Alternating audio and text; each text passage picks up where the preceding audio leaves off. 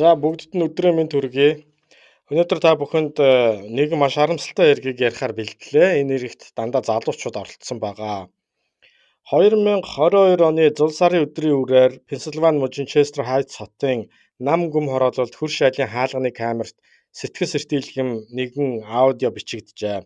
Тэрхүү бичлэгт Ричард болон Фрита Зайко нарын гэрийн зүг дөхөж буй автомашин ээжээ хэмээн дуудах шиг сонсогдох бүдэг бадаг хоолой араас нь гарах тусламж хүссэн хашгираан зэрэг бичигдсэн байна.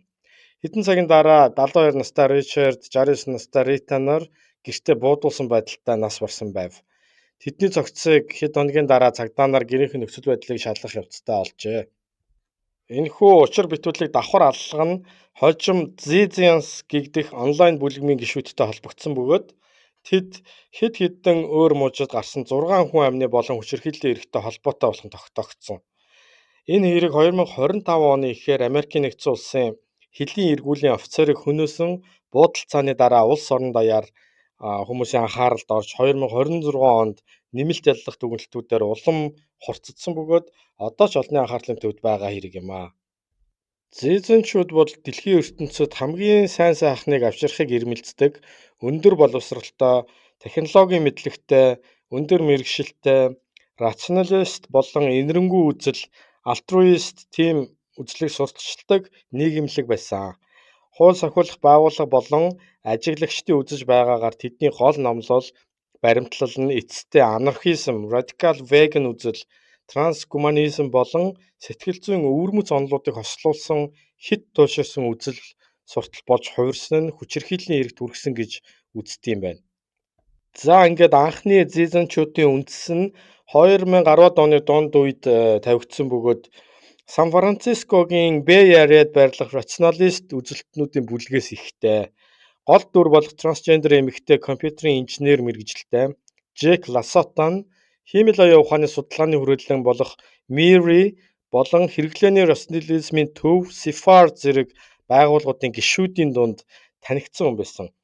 Тэд хүнд хөрлөгтөн оршин тогтохын тулд хиймэл оюун ухааны аюулгүй байдал болон эрсдлийг багасгах хэрэгтэй гэх мэт тодорхой агуулга сэтгэлгээнд төвлөрөн хоорондоо санал бодлоо солилцдог, ярилцдаг байсан. Улмаар Лассото нэгэн төрлийн сонирхолтой, хачирхалтай эсвэл гаж гэмээр онолыг боловсруулан бусдад ярьдаг болсноо нь аливаа хүний баруун ба зүүн тархи тусдаа хоёр өөр хүйсийг хадгалдаг бөгөөд зүүн тархи бол аливааг задлан шинжилдэг аналитик, эрхтэй тархи, харин баруун тархи бол эмхтэй тархи бөгөөд бусдыг ойлгох, өрөвч нинжин мэдрэмжийн тархи гэж үзэж байсан. Мөн энэ хоёр тархи хоорондоо зөрчилтэй үнэт зүйлтэй байж болно гэсэн онол юм. Үүгээр зогсохгүй дебактинг хэмээх сургалтын арга барилыг хөгжүүлсэн. Энэ нь нийгмийн хязгаарлалтыг эвдэх буюу хүнд бүх төрлийн ёс зүйн хэм хэмжээг давах, эвдэх тухай байсан. Өөрөөр хэлбэл нүгэл буян, сайн муу, сайхан муухай гэж байхгүй. Энэ бол зөвхөн хүнд хөрлөختний бодлын төөрөгдөл гэж үзсэн. За түүгээр үл барам хүний зохиосон хууль дүрм журм бол хуурамч бөгөөд зөвхөн сул дорой эсвэл юм үзээгүй хүмүүсийг атгандаа байлгах гэсэн эрх мэдэлтнүүдийн хэрэгсэл хэмээгээд дагаж мөрдөх огт шаардлагагүй гэдэг байсан. Эдгээр онолын ойлголтуудыг бий болгож хүмүүсийн оюун санааны бие даасан байдлыг нэмэгдүүлэх нь түүний дебактинг сургалтын гол цөм нь бөгөөд хүнд хөрлөختөн өөрсдийн оюун санаагаа түүний боловсруулсан эдгээр онолуудаар дамжуулан чөлөөлөх буюу худал хуурмаг ёс зүй, хууль эрхцийн хайрцагнаас гарах шаардлагатай хэмээдэг байлаа. Тэрээр өөрийнхөө хүрээллийнхэнд алдартай нэгэн онолыг боловсруулсан нь Uni Hemispheric Sleep буюу тархины нэг талыг унтуулах онол байв. Түрүү хэлсэнчлэн нэгэнт хүн бүр төрөлхийн эр эм гэсэн хоёр тархитай байдаг учраас нийгэмд эрэгтэй эмэгтэй хүйс гэж байх нь утга учиргүй зүйл бөгөөд бидний нүдэнд харагдаж буй эр хүн бол ердөө л эм тархи нь унтаж байгаа хүн юм гэж тодорхойлжсэн. Түүний онолоор бол аливаа эрэгтэй хүнийг хүүхэд байхаас нь чи эрэгтэй гэж тархийг нь угааж итгүүлсний улмаас эм тархи нь насан туршид нь унтсан гэж үздэг байсан. Унтаж буй тархийг сэрээх арга барилыг мөн бий болгосон нь энэ Uni Hemispheric Sleep байсан юм. Энэ онолын үндсийг Лассото эволюц хөгжилтэй холбон тайлбарладаг байсан бөгөөд байгальд төстэй жишээнүүд байдгийг иш татан ярьдаг байсан. Жишээ нь далайн гахаа авраг загаснууд унтаж байхдаа хөдөлж сэлж чаддаг нь Нэг тархин унтаж байхад нөгөө тархин ажиллаж байдагтай холбосон. Бас нэгэн ижил жишээ бол зарим шувуунууд нэг нүдээ аниж унтдаг нь нэг тархин унтаж байх хооронд нөгөө тархин ажиллаж байгаатай холбоотой. Эдгээр иш татсан жишээнүүд бол шинжлэх ухаанаар батлагдсан зүйлс учраас тэрээр өөрийн онолыг бусдад ятхан үнэмшүүлэхэд туслах нэгэн үнцг нь болж байсан юм.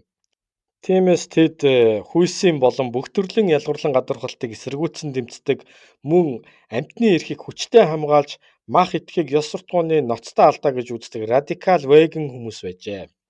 Одоогийн хууль эрх зүй, ёс зүйн хэм хэмжээнд эдгээр ялгарлан гадуурхалтын эсрэг аливаа гомдлыг зохих ёсоор шийдвэрлэж чаддаггүй. Суур ойлголт байхгүйгээс ямар арга хэмжээ авахаач мэддэггүй хэмээн маш олон асуудлаар төрийн болон олон нийтийн хувийн байгууллагуудад заргалддаг, шүүмжилдэг байлаа. Гишүүдийн ихэнх нь залуу, техникийн авьяастай, програм хангамж хиймэл оюун ухааны чиглэлээр мэргэжсэн хүмүүс бөгөөд өөрсдийгөө трансгендер эсвэл non-binary буюу аль ч хүйст хамрагддаггүй хүн гэж тодорхойлдог байв. Тэд заримдаа нийгмийн хэм хэмжээнээс тусгаарлагдахын тулд усан онгоц, завь эсвэл өөрчлөлтөнд тоноглосон автомашинд амьдарч тог цахилгааны хувьд бие даасан нарны үүсвэр ашигладаг. Мөн бусад байгалийн их үүсвэрүүдийг өдөр тутмын хэрэгцээндээ ашиглаж нүүдэлчин байдлаар амьдардаг байжээ. Ласатай онлайн бичвэр болон хувийн холбоо сүлбэгээр дамжуулан одоогийн хууль ёс суртахуунд захирагдахыг эсэргүүцэх үзэлд уриалан оронд нь өөрийнхөө хөгжүүлсэн үзэл санааг сурталчлан дагагчтай элсүүлдэг байв. Тэрээр өөрийн гэсэн нийгэмлэг бүлэгмийг байгуулахаас хэдэн жилийн өмнөөс л Зиз хэмээх нэрээр онлайн блог хөтэлдэг байж. Тэр нь Worm хэмээх онлайн цувралын гол дүр бөгөөд хүн төрөлхтнийг гэгээрүүлж гамшигаас хамгаалах зорилготой домогт дүр юм. Ийхүү Ласото өөрийгөө Зиз хэмээн нэрлэж онлайн блогуудад алдартай болсноор хожим түүний дагагчдыг Зизэн буюу Зизанчууд хэмээн нэрлэх болжээ. За ингээд Зизанчууд Ласотогийн удирдлаганд ор нэгдэн нийлж томорсоор байсан. Тэдний анхны үйл ажиллагаа бол 2019 онд Сафарын арга хэмжээний үеэр нүүрэндээ маск зууж хар хувцсаар жигдрэн эсэргүүцлийн жагсаал зохион байгуулж улмаар баривчлагдаж байсан явдал юм. Мөн тэд Seasteading буюу далайд суурин байгуулах болон амьдралын өөр хэв маягийг туршиж байв. Тэд Америкийн тэнгисийн явган зэрэгт ашиглагдаж байсан хуучны 94 фут урт усан онгоцыг худалдан авч түүнийгээ рационалистуудын усан флот гэж нэрлээд тугаа залсан байдаг. Ер нь тэдний туйлын хүсэл бол далайн суурин байгуулж дизайнчууд рационалистуудтайгаа хамтран амьдрах явдал байсан. Тухайн үед тэд нэр Калифорний Валехо дахь 80 настай завь эзэмшигч Куртис Линдийн эзэмшлийн талбай болон агуулгыг түрээсэлж машин, чиргүүлүүдэд байрлуулан хамтран амьдарч байлаа. Харамсалтай нь тэд түрээсийн төлбөр төлөөгүйгээс болон бусад ашиглалтын маргаанаас болж газрын эзэн Линдтэй харилцаа муутай байж Линд ч тэднийг нүүлгэхээр зэхэж байв. Ингээд 2022 оны 11 сарын 15-нд Калифорний Валехо хотод Куртис Линд өөрийн газарт байсан чиргүүлүүдийн нэгнээс ус алдаж байна гэсэн мэдээллийн дагуу шалгахаар очжээ. Гэвч энэ бол Линдэд зориулсан орхи байсан. Учир нь түрээсийн төлбөрөө төлөөгүй шалтгаанаар тэднийг хөөхөр зэхэж байсан Линдэд хорсон урсан залуусын бодож олсон орхи нь байлаа. Ийхүү Линдийг тэд барьж бүлэглэн зодсон бөгөөд тэрээр олон удаа хотголуулж хүзүүндээ хүнч шарах авч мөн нүдээ утгалуулснаар нэг нүд нь сохорсон байна. За мөн самуураас хэлмэр түүний мөрийг нэгт татгсан байдаг. Энэ эмх замбраагүй байдлын үеэр Линд өөрийгөө хамгаалахын тулд авч явсан гар буугаараа тэднийг буудаж бүлгийн гишүүн 31 настай Эмма Борхянаныг хөнөөж өөр нэгэн хүнийг шалгатуулжээ. Хожим энэ хэрэгт Александр Литан болон Сури Даунарыг буруутхан Борханяны үхэлд холбогдуулан ялсан байна. Хэдийгээр тэд Борханяны аймыг гардан хохироогоогүйч энэ бүхнийг эхлүүлсэн гол буруутууд хэмээн үзсэн бөгөөд энэ үйл хэргийн улмаас Борханян амиа алдсан гэж үзэж байлаа. Ласото тухайн газар байсан боловч тухайн хэрэгт яллагдаагүй үлдсэн. Линд амьд гарсан ч насан туршийн хүнд бэртэл авчээ. Тэрээр хууль сахиулах байгууллагатай хамтран ажиллаж шүүх хуралд гэрчээр оролцохоор мөн хохирогчоор оролцохоор бэлдэж байлаа. Үүнээс ердөө хэдхэн 7 хоногийн дараа буюу 2022 оны 12 дугаар сарын 31-нд Мишель Зайкогийн 30 насны төрсөн өдрөөр түүний эцэг эх Ричард болон Рита нар Пенсильвани дахь гэртээ амиа алдчихав. Хөршөөлийн камерт машины ойртон ирж буй дуу чимээ болон хүний дуу хоолой бичигдсэн нь энэ байж. Шүүхэмлэгийн дүгнэлтээр Ритаг толгойн ард агч руу будсан. Ричард гар болон чамархан тус газараа буудуулсан шархтай байв. Гэмт хэргийн газраас галт зэвсэг олдоогүй. Гэвч галт зэвсгийн бүртгэл баллистик шинжилгээний нотлох баримтаар сумны хонгойнууд нь тэдний охин Мишель Зайкогийн Вермонт дахь гэртээ хадгалдаг галт зэвсэгтэй тохирч байлаа. Мишель нь Ласотогийн ойрын хүн бөгөөд бүлэгмийн гишүүн байсан юм. Анхандаа мөрдөгчд эдгээр хэрэгүүдийг тус тусад нь шалгаж байсан бөгөөд амь хохирогч Ричард болон Рита нарын охин Мишель Зайког сэжиглэн мэдүүлэг авахар түүний байсан зочдуулалт очсон. Төр саатуулан мэдүүлэг авсны эцэст буруутгах ямар нэгэн сэжүүр олдоогүй учраас түүнийг сулджээ. Харин түүнийг саатуулахаар очиход зочид буудлын өрөөнд нь өөр нэгэн хүн хамт байсан. Тэр хүн өөрийн хэн гэдгээ цагдаа нарт мэдүүлэхээс татгалзаж, хамт цагдаагийн элцэс рүү ч явахаас татгалзаж байв. Энэ үйлдэл нь цагдаа нарт сэжигтэй санагдан хүч хэрэглэн авчих орлого хийхэд хүчтэй харааж зүхэж эхэлсэн ба цагдаа нарын биед халдаж байсан. Тиймээс түүнийг төр саатуулан хориллоо. Энэ хүн бол Жек Ласото байсан юм. Шүүхээс түүнийг $500,000 барьцааг бэлнээр байршуулаад суллагдах боломж олгосон. Харин сарын дараа $50,000 буулгаж бууруулав. Эцэст нь барьцааг дахин буулгаж $10,000 болгосон бөгөөд бэлэн төлөх нөхцөлийг нь unsecured буюу заавал барьцаа байршуулах шаардлагагүйгээр өөрчилсөн. Ийхүү тэрээр 5 сар цагдаагийн шаардлага биелүүлээгүй бид талдсан хэрэгээр төр саатуулагдсан хоригдсны эцэст суллагдсан байна. Мөрдлөгийн явцад өөр мужид болсон энэхүү хоёр хэрэг нь хоёулаа Зизанчо тэмээх бүлэглэлтэй холбоотой тогтогдлоо. Тодорхойлбол Куртис Линд рүү хийсэн халдлагын үеэр Линд өөрийгөө хамгаалахын тулд Эмма Бурханианыг буудан хөнөөсөн байдаг. Бурханиан бол University of North Carolina-г төгссөн Google компанид софтвер инженерээр ажилладаг байж хэргийн газарт хамт байсан Александр Литан болон Сүри Даун нарыг мөрдөгчд Бурханианы үхэлд буруутай гэж үздэг. Яагад гэвэл Линдийг барьж зодох төлөвлөгөөг тэд анх гаргасан. Мөн тэдний тарьсан энэхүү өмнө самууны үеэр Бурханиан харамсалтайгаар амь насаа алдсан гэж үзсэн. Тэр хоёр мөн адил Зизанчууд байсан бөгөөд анхны гишүүдийн нэг юм. Александр Литан бол математикийн авьяаслаг оюутан байсан ба Джонс Хопкинсын авьяаслаг залуус зориулсан зуны хөтөлбөрт шалгаран суралцаж байсан. Мөн Россын математикийн хөтөлбөр, University of California Los Angeles-ийн математикийн бэлтгэл, Сефарын тэтгэлэгт хамрагдсан бөгөөд эцэст нь University of California Berkeley-д суралцаж байсан. Харин Сүри Дау бол шилдэг үндэсний оюутнуудын 1% багтаж National Merit Scholarship авсан Денверийн урлагийн сургуульд сурч байсан ба Аризонагийн улсын их сургуулиас компьютерийн шинжлэх ухаан математикаар суралцах бүрэн хэмжээний тэтгэлэгт хөтөлбөрийн урилга авсан авьяаслаг оюутан байжээ. Тэрээр Аризонад суралцахаар төлөвлөж байж. Харин хоёр дахь хэрэг буюу Пенсильвани мужийн Честер Хайтс хотод Ричард болон Рита нарыг буудаж хөнөөсөн хэрэгт тэдний охин Мишель Зайког сэжиглсэн. Учир нь хэргийн газраас олдсон сумны хонгойнууд баллистик шинжилгээгээр Мишелийн Вермонт дахь гэрийн хаягаар бүртгүүлсэн буутай яг тохирч исэн байна. Галт зэвсэг болгоны хурууны хээ гэж нэрлэгдэх гол төмрийн цохилтын хив буутсан сум болгоны хонгойн дээр үлддэг бөгөөд энэхүү хивийг хөн шалгаж тогтоосон байж.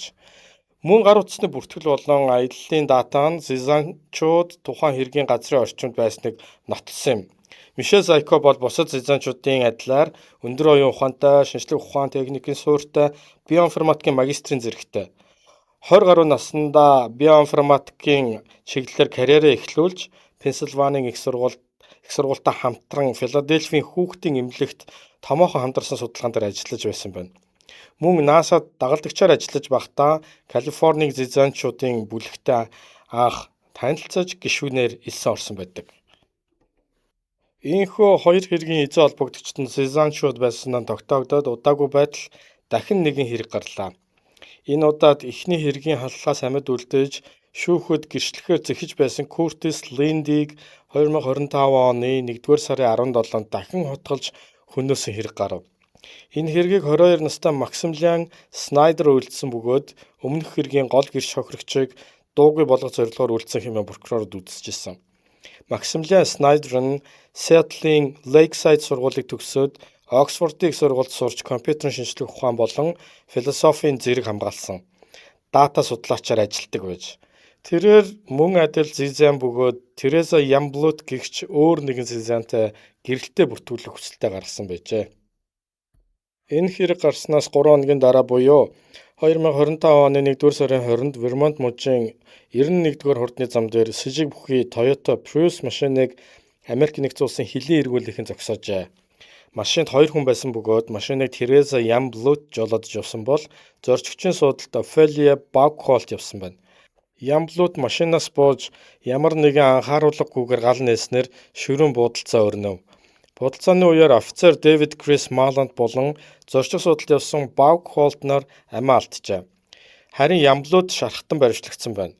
Тэдний машинаас шөнийн харааны тусгай шил, баллистик дуулаг, хийм баг, сум, галт зэвсэг зэрэг тактикийн хэрэгслүүд алдсан бөгөөд прокурорууд Ямблутад цаазаар авах ял оноохоор төлөвлөсөн байдаг.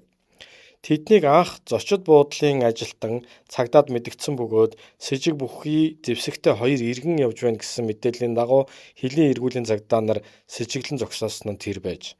Тереза Ямблут бол University of Washington-ыг төгссөн компьютерийн шинжлэх ухаанч мэргэжилтэй хүн байсан. Түүнтэй хамт явж байсан Офелия Баукхолт бол Фрайбургийн Гётегийн гимназийн математикийн суутан гэгддэг байсан бөгөөд тэрээр сургуулаа төгсөөд Ватерлоогийн их сургуульд математикийн ухаанаар сурч төгсөөд тоон шинжилгээний арилжаачин буюу Quantum Trader-ээр Манхэттен дахь Tower Research Capital болон Jane Street Capital зэрэг санхүүгийн байгууллагуудад ажилладаг байжээ. Ямблут болон Баукхолт нар мэдээж зизанчууд байсан. Зизанчуудын гол удирдагч Жак Ласото бол Аляскийн их сургуулийг компьютерийн инженерчлэр төгссөн. Иллинойсын их сургууль Urbana-Champaign'д магистр сурч ирсэн байна.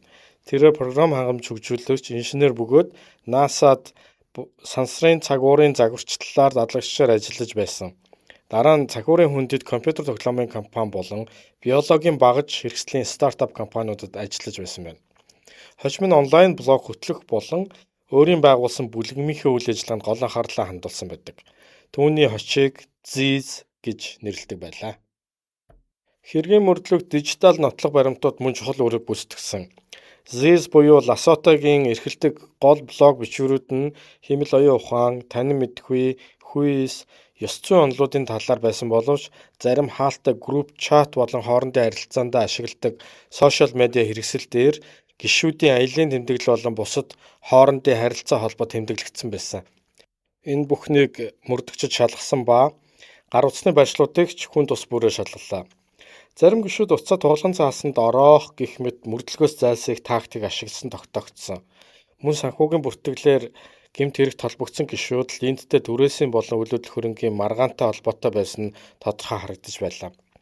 Дээр нь Снайдер болон Ямблут нар гэрэлтэй бүртгэл хүсэл гаргасан нь тус бүлэгмийн гишүүд хоорондоо нэгт уялдаа холбоотой хамтран ажилладаг хувийн харилцаатай болохыг харуулж байв. Харамсалтай нь энэ хэргийн мөрдөн байцаалт нь ихээхэн саад бэрхшээлтэй тулгарч байлаа. Бүлгийнхний нүүдэлчин амьдралын хэв маяг хуульсахуулах байгууллагад үл итгэх үзэл мөн тус бүлгийн гишүүдийн компьютер техникийн өндөр мэдлэг нь тэднийг мөрдөхөд хүндрэл учруулж ирсэн. Мөн 2022 оны хэрэгүүдийг мужууд тус тусдаа шалгаж байсан нь тэдний сүлжээг илрүүлэхэд саад болсон байдаг. Харин 2025 оны хилийн эргүүлэлтэд хийсэн буудалцааны дараа холбооны мөрдөх төвчөө буюу FBI оролцсноор зизанчуудын үйлдсэн бүх хэргийг нэгтгэн мөрдөх боломжтой болсон юм.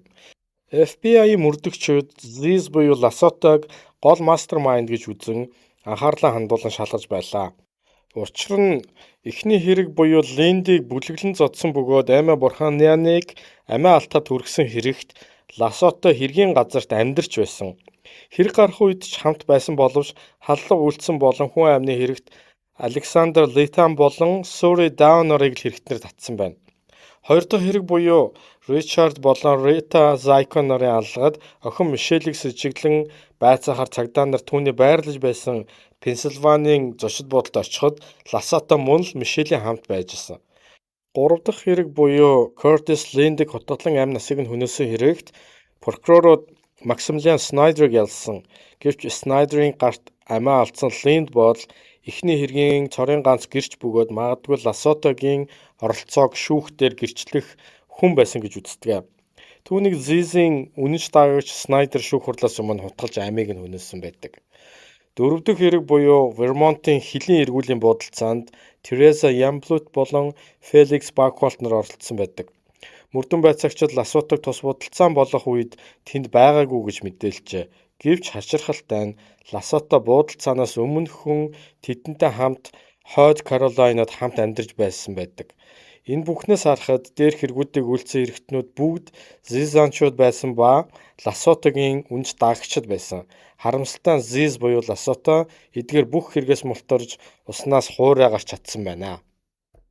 2025 оны 1-р сард гарсан буудалцааны дараа FBI болон бусад мужийн хууль сахиулах байгууллагууд хамтын ажиллагаагаа эрчимжүүлэн хэрэгүүдийг нэгтгэх мөрцсөөр байлаа.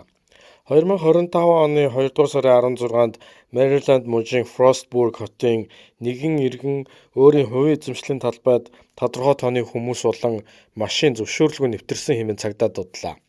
Иймээс цагдаа нарыг ирэхэд Ziz буюу Ласото, Мишель Зайко, Даниэл Бланк нар тэнд байсан бөгөөд цагдаа нар тэднийг бусдын эзэмшил зөвшөөрлгүй нэвтрээ орсон хууль бус зэвсэг эзэмшсэн болон бусад хэрэгээр баривчилсан юм. Мөрдөгчид тэдгээр хүмүүс бол чиргүүл бүхий ачааны машинаараа муж дамнан нүүдлэн амьдардаг бөгөөд Калифорни, Пенсильвани, Вермонт мужуудад гарсан хүн амны хэрэгүүдтэй шууд холбоотой байх магадлалтай гэж үзчихсэн. Ласотог бүлгийн удирдагчийн хувьд оргон зайлах эрсдэлтэй олон нийтэд аюултай гэж үзсэн Батлан даалтад гаргалгүй саатуулан хорьжээ. Тэдэнтэй хамт баривчлагдсан Даниэл Бланк бол University California Berkeley-гийн төгсөгч бөгөөд биоинженерчил болон компьютерийн шинжилгээ ухаанаар давхар мэргэжлээ сургуулаа 1 семестрийн өмнө төгссөн байдаг. Түүнийг сургуулийнх нь сууд ухаантан гэдэг байсан ба бүх хичээлдээ үргэлж A үнэлгээ авдаг. 3 хэлээр чөлөөтэй ярьдаг байжээ. Оюутан байхдаа Беркли их сургуулийн 2 профессорын удирдлаганд судалгаа хийж алдарт Oracle болон Daphne Labs дагалдагчаар ажилладаг байсан. Төгсөөд Оуклендийн нэгэн корпорацийн маш өндөр цалинтай саналыг зөвшөөрж програм хангамжийг хариуцсан инженерээр ажилладаг байж. Гэвч хэдэн жилийн дараа ажлаа орхиж Ohio мужийн Columbus хотод стартап компанид ажиллахаар явлаа гэж эцэг ихтэй хэлсэн нь Зизэн бүлэгт нэгдэх халахвч байсан гэж ээж нь хожим ярьсан байна. Зизэн шүтийн хэрэгтэй холбоотой шүүх хурлууд үргэлжлэн явагдаж байсан боловч удаашралтай байлаа.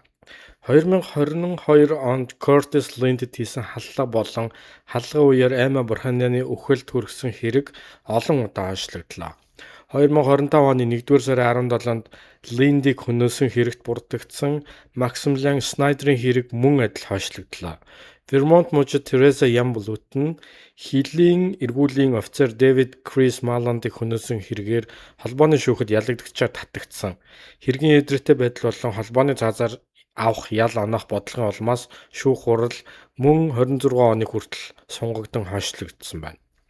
Мөн 2026 оны 6 дугаар сард Мишель Зайког эцэг эх Ричард болон Рита Зайко нарын алгаад буруутган албан ёсоор яллах дүгнэлт үйлдсэн. Гэвч эдгээр бүх шүүх хурлууд аль нь ч харахад эслэгдээгүй үргэлжилсээр байна.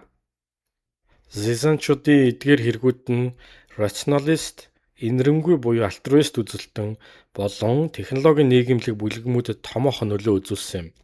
Энэ нь оюун санааны туйлшралын эрсдэл, онлайн радикал үзэл суртал, гүн ухааны хэт туйлшрал, хүчирхийлэлтэй огцолдох боломжтойг харуулсан юм а. Хохирогчдын гэр бүлийнхэн шудраг ёсыг хүсэж байгаа бол олон нийтийн хэлэлцүүлгүүдээр нүүдэлчин амьдралын хэв маяг, нийгмийн цөөнх бүлгүүдийн эмзэг байдал, үзэл суртал, үнэт зүйлээрээ нэгдсэн хүмүүсийн онлайн болон бусад сүлжээг бусад иргэний эрх чөлөөнд талдахгүйгээр хэрхэн хянах вэ гэх зэрэг асуудлууд хөндөгдөн одоо ч хилцэгдсээр байна.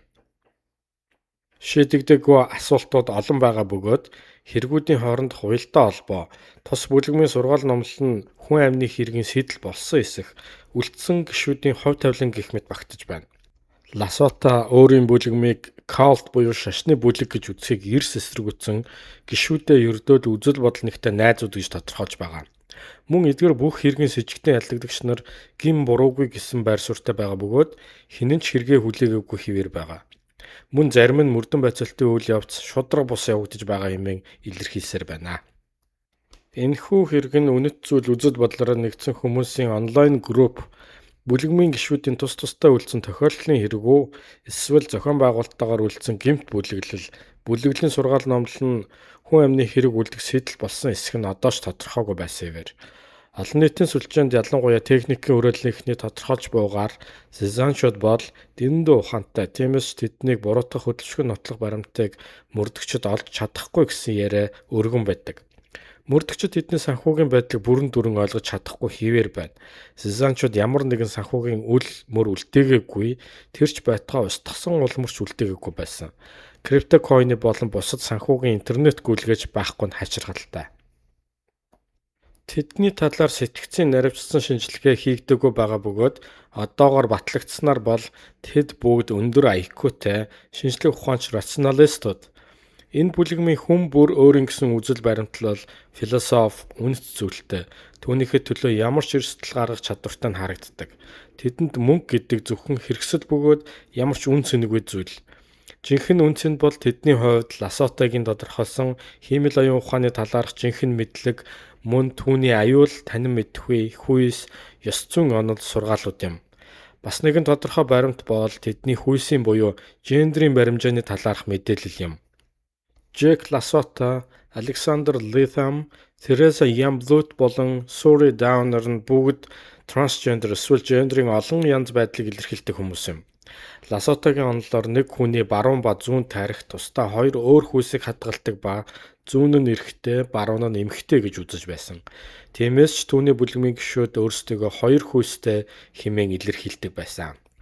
Эцэст нь эдгээр залуучууд бүгдээрээ төрөлхийн авьяастай, гэрэлт ирээдүйтэй, зарим талаар гоц ухаантнууд байсан боловч өнөөдөр гэмт хэрэгтэн болж зарим нь амь насаа алдаж, гэмгүй хүмүүсийн амийг хөнөөж, ар гэрийнхэнд нь арилшгүй зовлон учруулсан бөгөөд одоо тэд хэрэг нь хэрхэн шийдэгдхийг хүлээн шоронд хоригдсоор байна. Тэдний шүх хурал үргэлжилсээр, тэд буруугүй гэж мэдгцээр мөрдөгчд хөдөлшгүй нотлох баримтыг хайсаар. За ингээд өнөөдрийн яриг үгээр өндөрлөж байна. Хамт байсан та бүхэндээ баярлалаа.